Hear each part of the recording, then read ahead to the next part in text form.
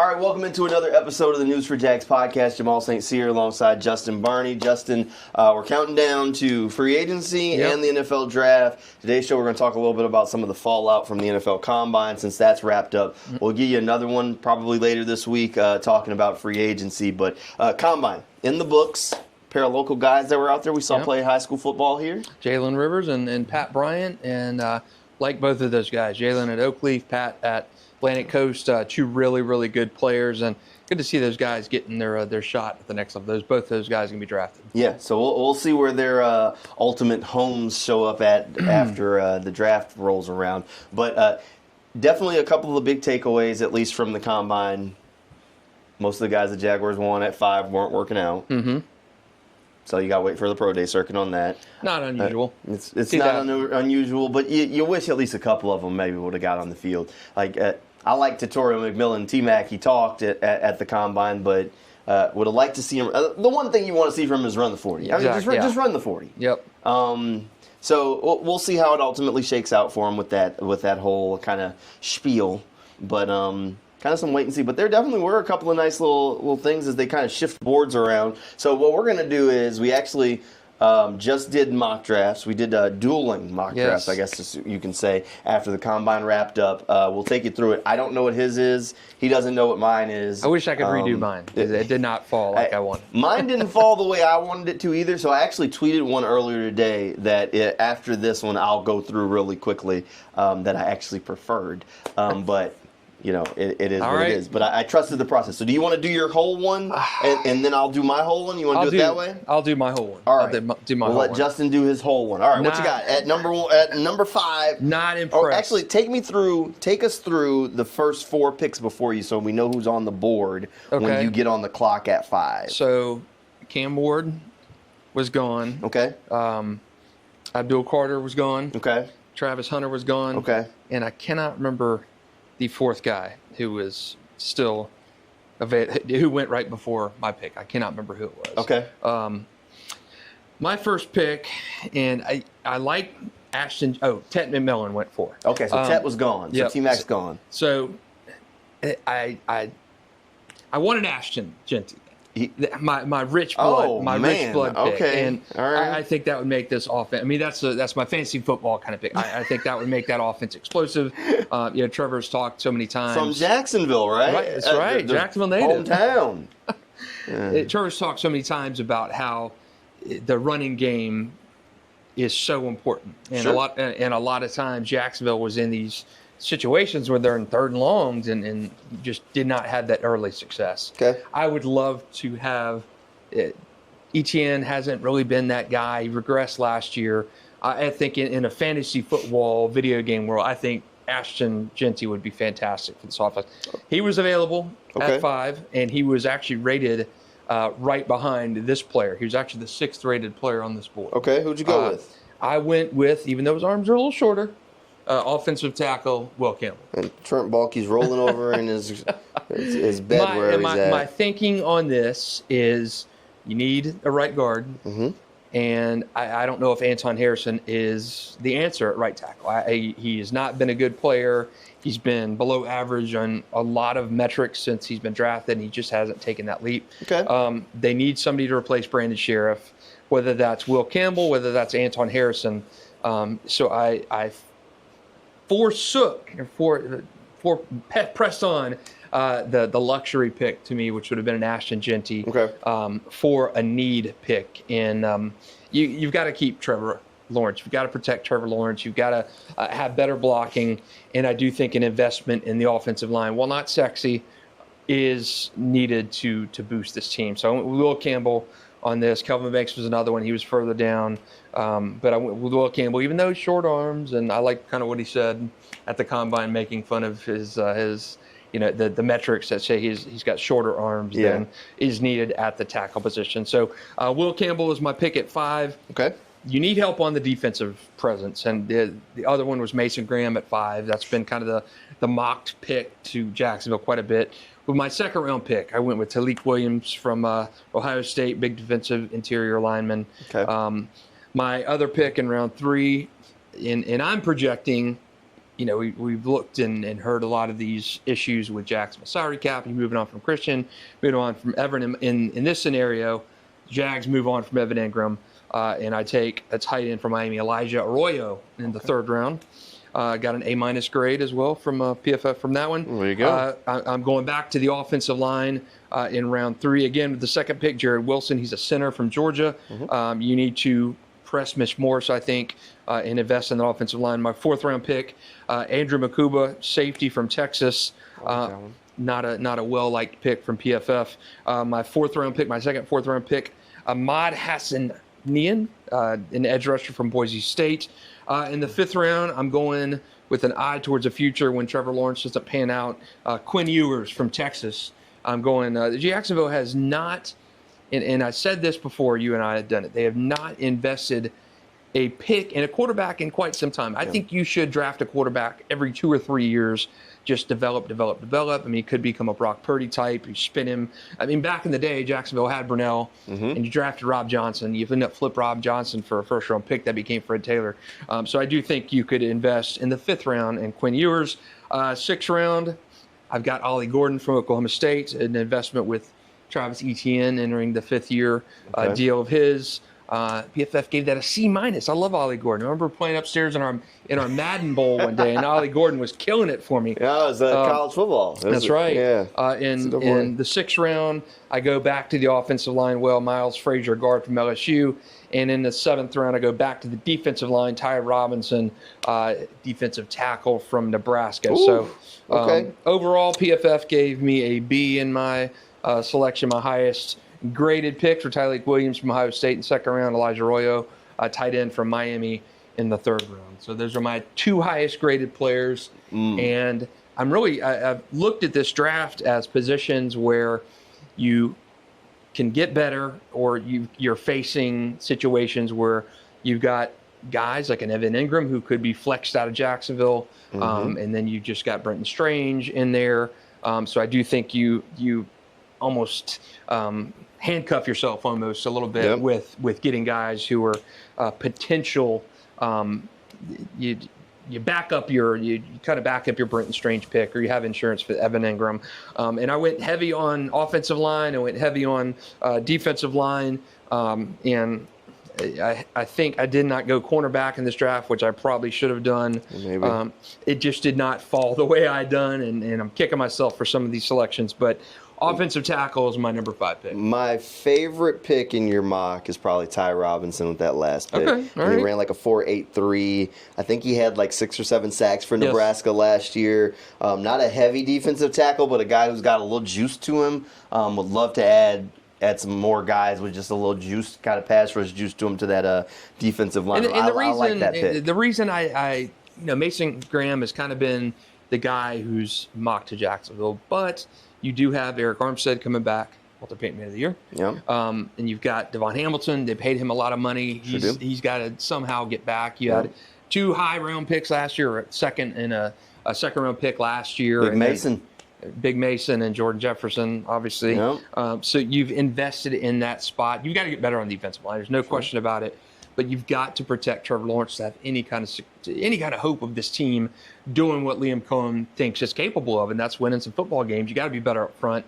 Not the sexiest to pick, but Will Campbell's my guy at 5. And I really kind of went with more needs-based than best player available. I mean, you really got to get better. You got to get better. And the hard part about doing this right now is because free agency hasn't happened. So you're kind of projecting a little bit on just what needs to be filled, because right now it's all the needs need to be filled in some capacity. And you will. I mean, free agency is that spot fill where you really can address, like last year. I mean, you needed a center big time last year when I got Mitch Morse in free agency. Yep. So free agency is more for the draft spots that I went for this year. You really have a lot of needs that you address in free agency. I hit those in the draft. I mean, offensive line, defensive line, reinforcements there are much needed, and that's what I chose to do with mine. All right, you ready for this? All right, is Pat Bryant in here? He is. Spoiler alert. All right, so number 1, Cam Ward. Cleveland then took Travis Hunter. New York took Mason Graham. The Patriots took Tech McMillan. That's who I wanted. But that's okay. So We had the same first pick. I went Will Campbell. Oh, how about that? Sub 540 for the big guy. He said he's happy to play anywhere on the offensive line.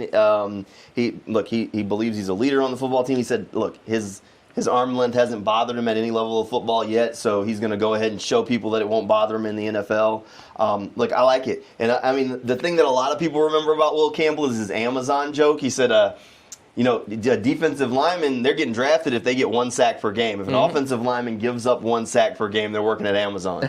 That's the quote from Will Campbell a lot of people know, but he's a really solid offensive lineman. Maybe not my favorite pick. If I'm on the clock and the board falls that way, I'm probably looking to trade down if I'm Jacksonville. But in this scenario, we did not do trade downs. With no trade downs, staying put, I went Will Campbell there. You slot him in at guard for now. Eventually, you make a decision on whether or not that Walker Little deal isn't that long term, and that was a Trent Baalke move. They can get out of that contract in a year or two if they need to, and then maybe Will Campbell is your left tackle. But for now, he slots in at guard. You can put him at left guard and tell Ezra figure out that right guard spot. Again, not a James Gladstone guy. Or you tell Will Campbell he's your right guard for now. I like it. And then maybe your left tackle a little bit farther down the line. All right, moving along. Second pick, number 36. Who'd you go with? I went with... Because it's not the same guy. Tyleik Williams. You went Tyleik Williams, so you went the big defensive tackle. I'll get some defensive line help later. I went Siobhan Revell. Okay. So cornerback from Eastern Carolina. I would call this a Trent Baalke special. He's coming off a torn ACL. He is a big, tall corner who is fantastic in man coverage. I mean, he is an absolute bully. One of my guys for this year's draft when I kind of dropped the list. I love Siobhan Revell. He was sitting there in the second round. If he's healthy, it's very likely he would have been a first-round pick, but he's still recovering from that ACL injury. So a little nod to Trent here. A little bit of Trent love. Look, I gave him 1 pick he hates and 1 pick that he would have loved. This was a Baalke special. Yeah, so we had the Walker Little pick, right? With the injury, that's a Baalke pick. That's his thing. Andre Cisco was the same thing. He did it back in San Francisco when they drafted Marcus Lattimore. Like this. Mason Smith, was he coming off an injury? Mason Smith, no, was not coming off an injury. But when he was with San Francisco, he also drafted the Florida State Tank Carradine or something, who was coming off of a bad knee injury. This is a Baalke special. Okay. He likes to see. He believes that he can get a steal. All right. For a guy coming off an injury. In this case, I happen to agree with him because I think Siobhan Revell is a really good player that probably would have been a first-round pick if he didn't get hurt. Okay. So Siobhan Revell, your second-round pick, shores up that corner slot. They're going to get a corner during free agency. That's going to be your spot fill starter, and that way Revell can play if he needs to. But overall, you give him another year to continue to recover and raise the floor of that position. All right, third-round pick, number 70 on the clock, and I actually go edge here. I go Elijah Roberts. So Elijah Roberts had a really good combine, ran a sub 4.8 as a guy that's at probably 280, 290, bigger guy. He's an edge guy, strong as an ox. He's going to slide inside on some passing downs for you, too. He was from SMU, definitely can move people around. They got to get more physical on the trenches. So out of my first 3 picks, 2 of them are trenches. One guy's a full-time edge, so you get that third edge defender in there. All right. But he's going to give you some passing downs on the interior. Right, 2 defenders in the first 3 picks. Second, third-round pick, I give you a wide receiver, Trey Harris from Ole Miss. He's one of the guys it's easy to figure out why people like Trey. Really good wide receiver, could end up being a really good steal. I don't know if he's ever going to be your top option in a passing game, but they have Brian Thomas Jr. They don't need him to be. Yep. Honestly, they need to add more role players and guys that they can trust. And I think Trey Harris is a guy that can kind of slot in there and be that. Fourth round, go back to the offensive line, Jarrett Wilson, center from Georgia. We matched this one, but we got him at different picks. Wilson had a really good combine. Look, overall, the Jaguars have to figure out a solution for the interior of that offensive line. Wilson, that Georgia team is no joke when it comes to the interior of their offensive line. Those guys were athletes that could move, and they move the ball in the running game. Jarrett Wilson will give you that. Whether he replaces Mitch Morris now or he waits another year, I don't care. Jarrett Wilson's overall probably the Jaguars' center of the future in this case. Second pick in round 4, 125, I go back to the secondary. I get you another corner here, Noel Williams from Cal. So Noel Williams, while Siobhan Revell didn't have the ball production as a corner, overall he had pass breakups. Neither did Tyson Campbell. Neither did Tyson Campbell. damn that. We want turnovers. I went and got you one. Noel Williams had like 7 picks last season at Cal. He has ball skills. He knows how to make plays when the ball's in the air. He's the type of guy that you want to add, especially when you start getting into these mid to late rounds. Go get guys that have intangibles. In this case, he is intangibly rich at being able to play the football. So he's a guy that you're going ahead and add in that secondary because, again, Tyson Campbell's been here for a little bit, was paid, but he's had injury issues. What do you do when he gets hurt? Are you moving on from, I mean, Buster's fine, but yeah, you're not. How can you upgrade that? Right. That's where Siobhan Ravel comes in. They'll have a veteran corner. I mean, they brought in Ronald Darby last year that you're probably moving on from as well. So there's spots in that secondary room that need to be upgraded and replaced. So you bring in another corner to make sure that you foster that competition there. I mean, you also had Trey Prince last year who was on the roster. So there are openings there. Okay. Round 5, 143. I couldn't help myself, Justin. That's where I got Pat Bryant. Pat Bryant. Look, I'm a fan of Pat Bryant. I remember him at Atlantic Coast. He didn't have the best combine. He did not have the best combine. Ran like a 4.6 40. He did drop a pass during the gauntlet drills, but he only had one drop pass during this regular season. During the gauntlet drills, he had, I think, the 8th or 9th fastest speed. He was at a little over 19 miles per hour. So while a lot of guys slow down to make it easy on themselves, he was rolling. I think dude's a football player, honestly. I think he's a physical football player. I think the Jaguars need some guys. We talk about it every year about drops and like easy plays that aren't made. I think you bring in a guy like this and you add it to that wide receiver room. Again, another bigger, taller receiver that's going to be able to help like raise the floor on this thing. At some point, they're going to have to move on from Gabe Davis because he's terrible. It just wasn't good. Yep. So there's that. All right, round 6. This is where I get you your Bucky Irving, Justin. Okay, all right. Who is it? Liam Cohen gets his Bucky Irving with Bashal Tootin from Virginia Tech. I thought you were going to say Trevor Etienne. No. Tootin from Virginia Tech. Tootin is like, he's just over 200 pounds, not the biggest running back in the world, but he had the fastest 40 time at the combine. All right. Speed on demand. And there are some issues in his tape if you watch him from last season, but he is a big play running back. He gives you a little bit of that Bucky Irvin solid vision for a running back. I think he can be Jacksonville's version of that. Can Keelan Robinson be that? No. Was I supposed to be nice with it? No. And I don't know who was trying to say that he could. No. He didn't produce in college. They drafted him to be a kickoff returner. He was my least favorite pick last year. Bashal Tootin. Or Bashal Tootin, whatever. Tootin. All right. All right. The last 2 picks, these are actually pretty easy. I needed safety help. You got to, raise the floor on the secondary. Dean Clark from Fresno State, solid athlete. Gives you a guy who can go back there and compete. All right. Definitely a special teams player. I love getting safeties late in the draft because you know at the very least they're going to be competing on special teams. Last pick, though. The one thing that I don't love about Mason Graham, while, yes, I think he's going to be a good player in the league, I would be hammering home this pick nonstop if he's 320. If he's Dexter Lawrence, 296, 290. They need a guy who can give you what Devon Hamilton was supposed to give you, plus give you some pass rush. Yes. I don't know that Mason's that guy. I think Mason is a little bit lighter. Hell, Mason Smith weighs more than Mason Graham. That doesn't mean that Mason Graham can't play stronger than Mason Smith does. But you're going to have to come in and gain 20 pounds right off the bat. So I went and got a big guy that knows a thing or two about Florida that's big as hell. Cameron Jackson from Florida Gators. He's not going to give you the pass rush juice, but he's going to give you a big, wide body who's going to stand in the middle of that defensive line and not going to move. He was there for me in round 7, too, and I debated on him, and I passed on him. So there's a couple other guys that are floating out there. The guy from Kentucky, Walker, who's a big, wide body that you can kind of get in the middle rounds that I like the idea of. Kenneth Grant.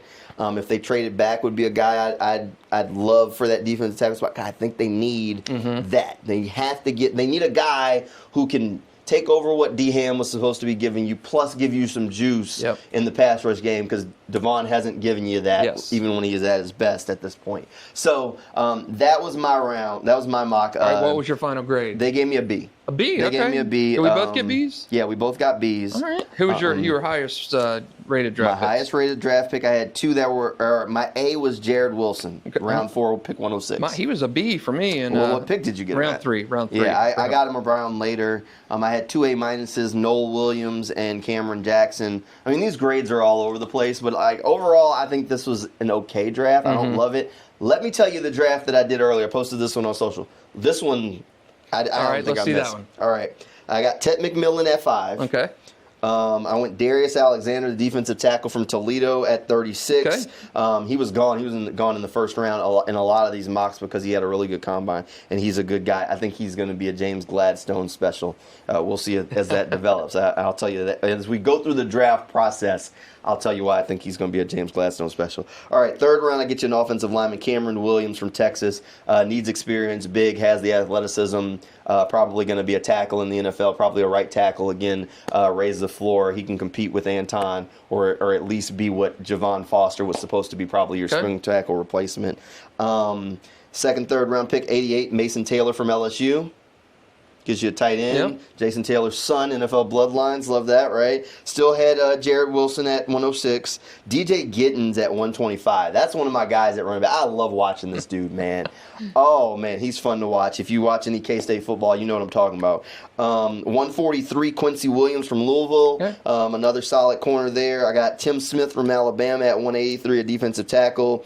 Akai Arnold, a safety from USC at 195, and then another corner at 223, and Tommy Hill. He's a guy who's either going to give you big corner reps or maybe be able to switch to safety, but special teams overall. So I like that draft a little bit better. But overall, I mean, I think we're shifting the board a little bit here. I think Will Johnson's kind of worked his way for one reason or another, probably out of this conversation. Yeah. So we're starting to see it. If Travis Hunter's there at 5, I think we would agree he's probably the guy. Yep. All right. I like Ted McMillan a lot. I mean, I'd love to see him run the 40, just for sake of confidence. But I like the idea of giving Trevor Lawrence that. Same. I do like that. I don't hate Will Campbell, but I'd probably trade back. Yeah, I would too. I'd probably trade back before I took Will Campbell. And I like Mason Graham. I think he's going to be a really good player. I just don't know if I love him at 5. Yeah, I agree. I'm with you. I think you got Eric Armstead there. I think I think if it's in that situation, you try and trade back because I think you add another guy to that defensive line. Yeah, you want to get bigger in the trenches. You want to get bigger bodies down there. Invested a second-round pick last year. Invested a later-round pick in Jordan Jefferson, Armstead, Devon Hamilton. You've got guys there in that position. And where does he fit in? I think in that spot, you probably, if I'm picking defensive interior lineman or an offensive lineman, I think you've got to go offensive line in that situation. And I don't know if Mason Graham is – I like him at 10. I don't like him at 5. No, I'm right there with you. I think a trade back, it might be in the cards. I do like a lot of the guys in this year's draft. I do. There's a handful kind of top-level guys. But I think the key is the same thing that we said last year. They have to get really good players. And like last year, I think we both gave Brian Thomas Jr.'s process an A+ because they traded back and still were able to land this guy. And this was before we were locked in that he was a superstar. We both liked BTJ last year. We liked him coming out. Right. I didn't know he was going to be this damn good. No. But I loved that they were able to trade back, move down, pick up some picks along the way, and still get their guy. If Mason Graham's the guy, maybe you try and do that. I don't think he'll. They did that with Anton Harrison too, and Anton hasn't necessarily become. I mean, he's kind of been average, but yeah, they traded back and got their guys last 2 years. Yep. So we'll see what happens this go around. So overall, our mock drafts ended up matching in round 1. Both of us going Will Campbell. I think he's a guy who's definitely an option, big, athletic, offensive lineman, even if he does have short arms. But don't worry, Trent Baalke's not here. I did ask James Gladstone when I talked to him. I asked him about the arm length thing. He said, nope, intangibly rich football players. That's all he cares about. Don't care about arm length. Yeah. And that's the small hands, right, was one year. The small arms was Joe Burrow had the small hands, right? Yep. And then there was the Hutchinson, Trayvon Walker kind of. If you could play football, come on. And that's what James Gladstone's looking for. He's looking for football players. So we'll see what they ultimately decide to do. But there's our kind of immediate post-combine kind of look at what the Jaguars might be, or what we would do. Man, free agency coming up, too. Free agency it's exciting. is right around the corner. So we'll talk about some of the targets for the Jaguars, guys we think would fit, and maybe some guys with connections to this coaching staff in the next episode that we'll have to have coming your way pretty soon here, since free agency is literally right around the corner. Next week. It is next week. It is Man. next week. We always end up, we're out of the player championship, and it's always free agency. I know we did a couple pods when we were out there last year. Best backdrop we've had for a podcast. Yeah, beautiful backdrop. Yeah, beautiful. Man. I think we did two out there at least. Two of them out there. I remember them signing Savage last year out there, because I remember that. A couple years before that, we were out there. We're still trying to figure out how you pronounce Foyer. How do you pronounce that? Oh my goodness. Yep. Busy. We'll see what they ultimately do this go around. We'll talk about those free agent targets in the next episode. Hey, thanks for hanging out with us, and hopefully we will see you next time.